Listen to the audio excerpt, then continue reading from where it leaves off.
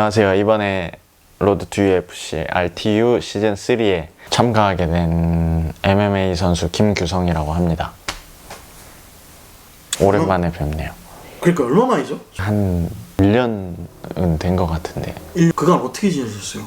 저는 그동안에 조금 휴식하면서 운동을 했던 것 같아요. 몇 년 전에는 계속 운동을 했으면 최근에는 조금 휴식도 하면서 했는데 작년에 뉴질랜드에 있는 시티 킥복싱이라는 체육관에서 운동을 하고 돌아와서 다시 여기서 적응하는 동안 그러면서 조금 쉬면서 운동하고 그렇게 지내고 있었습니다.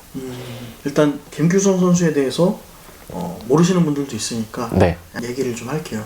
네. 원래 국내에서는 TFC에서 네. 주로 활동을 하셨죠. 네, 네. 예. 그리고 사실상 TFC의 플라이급 챔피언이다.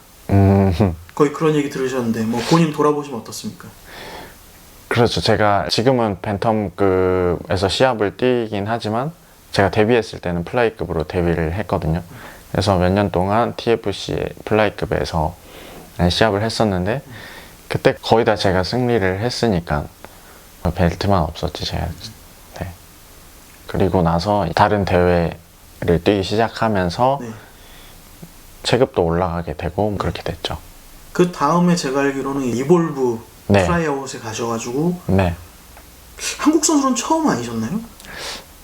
맞아요. 볼브 글로벌 트라이아웃에 뽑혔던 선수 중에는 한국인이 저만 있었어요. 이볼브 트라이아웃을 생각해 보시면 네.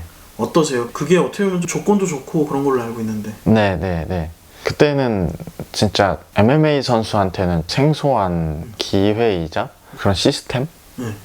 왜냐면 MMA 선수들은 본인이 시합을 해서 전적을 관리하고 자기 파이트 머니를 만들어내고 이게 원래는 일반적인데 글로벌 트라이아웃에서는 다른 종목의 실업팀 선수들처럼 뭐 월급도 받으면서 운동할 수 있고 그랬으니까 되게 새로운 시스템이기도 하고 그때가 운동에 조금 집중을 많이 할 수 있을 때였어요.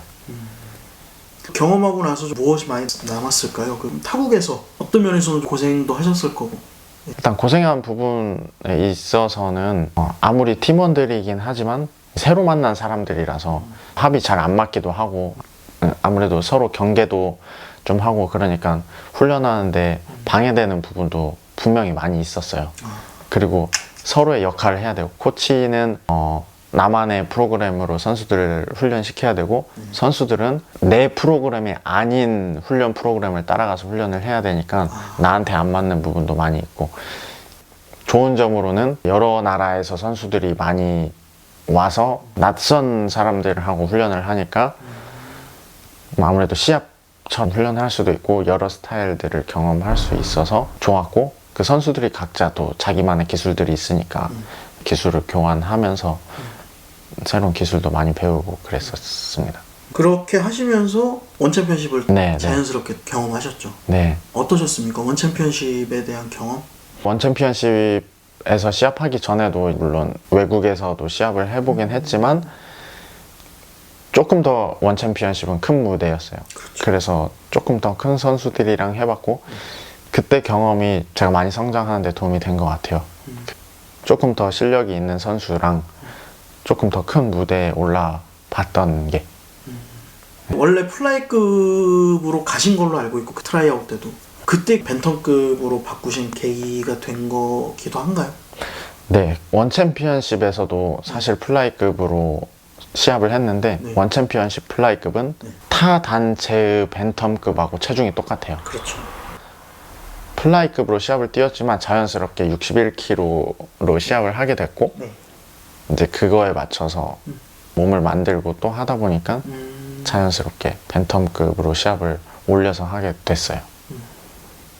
사실 플라이급에서는 큰 체격이셨잖아요. 원래. 네. 네. 벤텀급으로 바꾸고 나셔서 네. 어떠세요? 이제 예전에 플라이급하고 비교하셨을 때.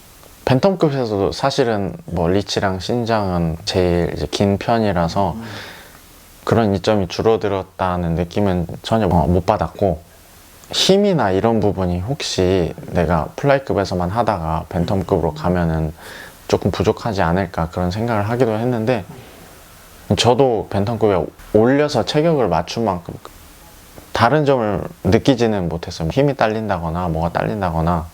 그래서 플라이급에서 시합을 할 때랑 느낌은 똑같은 것 같아요.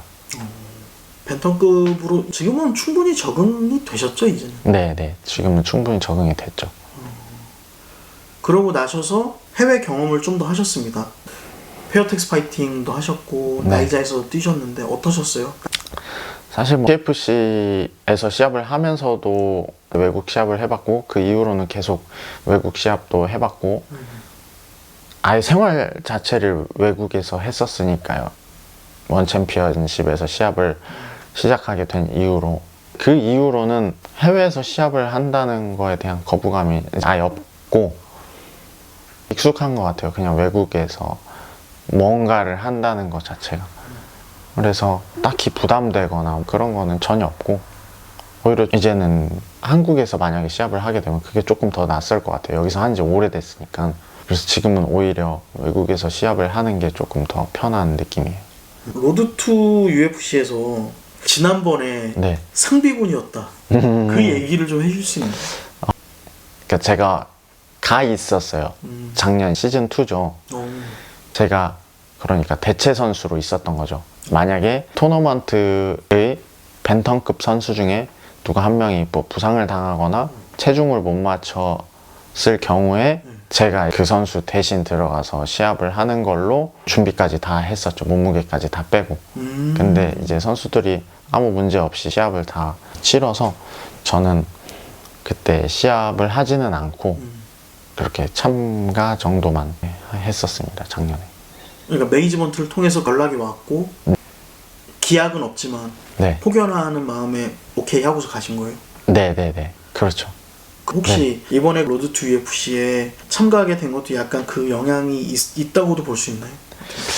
그때도 이미 지켜봤으니까 네. 상비군으로까지 얘기가 나온 거기도 할 거고. 로드 투 UFC 그에 들어갈 만한 선수들 리스트에 제가 있었던 것 같아요. 그러니까 그 리스트 안에 있었던 선수들 중에 한 명을 대기 선수로 준비를 시켰었는데 그 중에 한 명이 저였고 다른 선수들이 몇 명 더 있었던 걸로 알아요.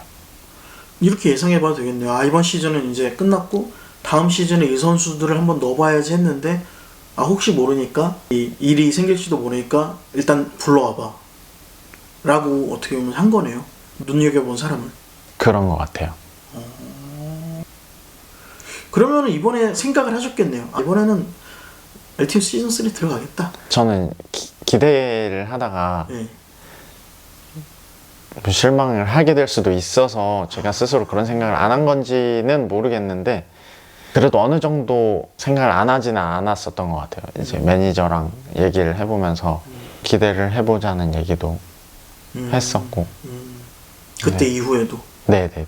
그럼 올해를 위해서 평소에 준비 좀 많이 하셨을 것 같은데. 그렇죠. 만약에 그런 생각을 안 하고 있었으면 조금이라도 운동에 덜 집중할 수도 있었을 텐데 이런 기회가 올 수도 있을 것 같다는 생각을 하니까 아무래도 운동할 때 조금 더 집중해서 하게 되고 그런 영향도 있었어요.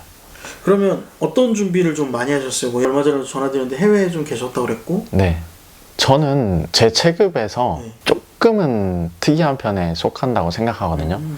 왜냐면 일단 신장 면에서는 다른 선수들보다 거의 많이 큰 편이니까 게임 스타일이 비슷하게 될 수밖에 없어요. 제가 엄청 큰데 막 가서 복서처럼 인파이팅을 굳이 할 필요는 없으니까 그렇죠. 당연히 누구나 예상하는 것처럼 리치를 활용한 스트라이킹이나 디펜시브 레슬링 이런 거를 거의 하게 되는데 물론 시합마다 조금씩 다를 수도 있지만 그런 거를 그냥 보통 중점적으로 연습을 하고 자기만의 세계들이 있는 사람들이 있잖아요. 예를 들면 프로아치카 같은 사람들 자기만의 훈련을 하고 자기만의 세계가 있고 저도 완전 그런 쪽은 아닌데 비슷하게 좀 그런 쪽이라서 방금 말한 정도의 그냥 MMA 훈련을 하고 저한테 필요한 피지컬 훈련이라던가 뭐 이런 훈련들을 했죠. 외국에 나가서도 마찬가지고 여기서도 마찬가지고. 외국은 어디 다니셨어요? 이번에는 태국 푸켓에서 방타오 무에타이에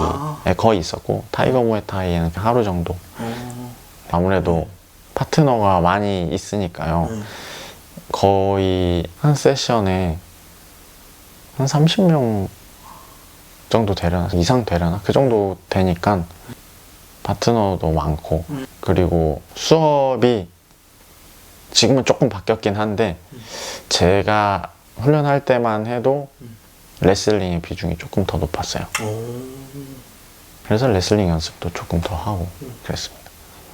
UFC를 사실 TFC 있을 때부터 꿈꾸셨잖아요. 그렇죠. 예.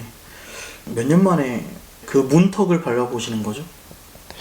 그러니까 제가 MMA 프로 데뷔를 2014년인가 15년에 했거든요. 10년 만에 그 밟게 되는 문턱 소감이 어떻습니까? 사실 뭐 기대가 되기도 하면서도 너무 오랫동안 생각하고 있던 거라 어떤 부분에서는 조금 무뎌진 것도 있는 것 같아요. 생각을 너무 많이 했었다 보니까 그냥 어느 무대와 다를 것 없는 그냥 프로 시합 중에 한 경기? 그냥 그렇게 느껴질 때도 있어요. 확실히 UFC를 들어가야 다른 느낌이 나겠네요. 그것도 그렇고 여기에서 시합해보고 저기에서 시합해보고 이러니까 그 시합을 받아들이는 마음가짐이 조금은 바뀐 것 같아요. 예전에는 정말 단순한 생각에 UFC 막 이런 생각만 했으면 지금도 당연히 뭐 UFC가 목표긴 하지만 지금은 MMA 선수로서 사는 것, 시합을 하는 것, 그런 걸 경험하는 거에도 조금 더 집중하게 된 것 같아요. 그러다 보니까 이제 그게 무대가 어디든 로드 투 UFC든 UFC든 다른 무대든 그런 부분에서도 의미가 커요. 아, MMA 선수로 사는 것. 네. 당연히 UFC 무대에서 뛰는 게 기대도 되지만 한편으로는 그게 어디든 그냥 수많은 시합 중에 하나에 내가 집중할 수 있다는 것, 뭐 그렇게도 느껴지기도 해요. 그래도 잘 되면 내 삶을 조금이라도 나아지게 할 수 있는. 그렇죠. 이번에 이제 8강 네. 들어가셔서 네. 붙게 된 사람이 나카니시 토키타카.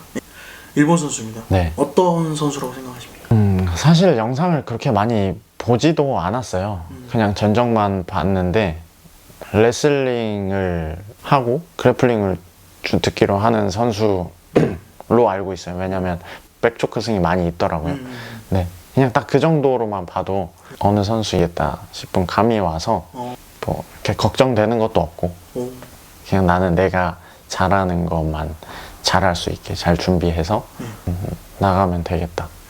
예전에는 막 그런 생각 많이 했어요. 몸이 좋아 보이면 힘이 너무 센 거 아니야? 주먹이 너무 세면 어떡하지? 이 사람이 뭘 하면 어떡하지? 이런 생각을 많이 했는데 네. 지금은 상대가 어떤지에 대한 생각을 조금 덜 하게 되는 것 같아요. 예전에는 상대의 것을 걱정했다면 지금은 내가 뭘 했나 생각을 더 많이 하시는 거예요.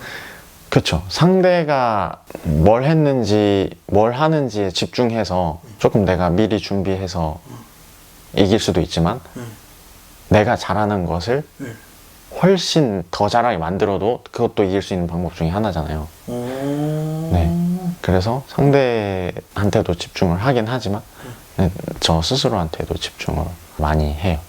이렇게 비교해도 될까요? 진짜 잘 막히는 방패를 찾으러 다니는 것보단 네. 그 시간에 그냥 나는 칼을 한 번이라도 더 갈겠다. 그렇죠. 네. 더 날카롭게. 그래서 한 방에 찔려서 네. 끝내버리게. 네. 그런 거랑 비슷한 것 같아요. 그럼 이번 경기에서 김규성 선수 특유의 거리 딱 잡으면서 카운터 빵! 그런 느낌도 생각해도 될까요? 네. 그거는 항상 있는 옵션. 그러면 의외의 것을 사람들한테 기대해달라고 하면은 무얼 힌트로 주실까요? 뭐랄까. 좀 다이나믹하게 해보려고 생각 중입니다. 기다리지만은 않는다라고 생각을 해도 될까요? 네. 그 전에는 아무래도 카운터 쪽으로 많이 더 비중이 있었죠. 먼저 공격하는 스타일보다는. 네. 근데 지금은 그것도 당연히 제가 가지고 있는 옵션 중에 하나지만 그렇죠. 이제 하나를 더 추가한 셈이죠. 계획은 어떠세요? 지금 MMA 선수의 삶이라는 것에 대해서 네. 신경을 많이 쓰게 됐고 네.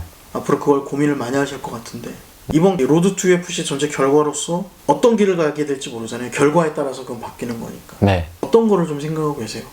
아무래도 한번 시작을 했으니까 MMA 선수로서 삶이 운동선수는 회사 생활로 치면 정년퇴직이 라고 표현하면은 맞을 것 같은데 그렇죠. 정해져 있잖아요.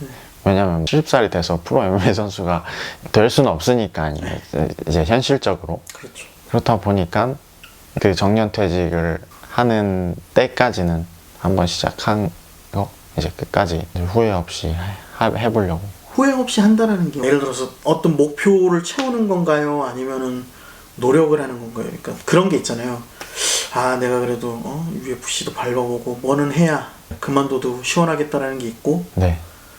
아니야 뭐 그게 되든 안 되든 내 나름대로 내 상황에서 최대한 노력했으면 나는 정년퇴직했을 때 뒤도 안 돌아보고 케이지에서 내려온다. 장갑 벗을 거다. 벗고 내려올 거다. 둘 다인 것 같아요.